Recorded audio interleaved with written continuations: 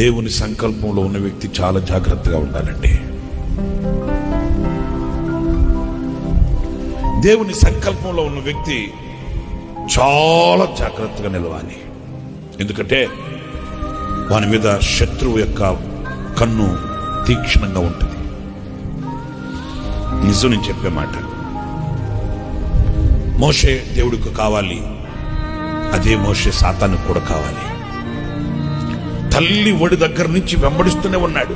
ఎక్కడ అదును దొరుకుతుందా వేసేద్దాం ఇతన్ని, ఎక్కడ అదును దొరుకుతుందా వేసేద్దాం ఇతన్నని సాతానుగాడు వెంబడిస్తూనే ఉన్నాడు.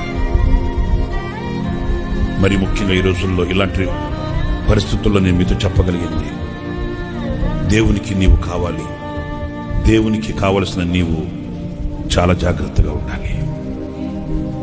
అవును, పలు విధాలుగా ఉచ్చులు సాతానుగాడు చాలా కుయుక్తిగా పని ఉన్నాడు. మనం చాలా జాగ్రత్తగా నడవకపోతే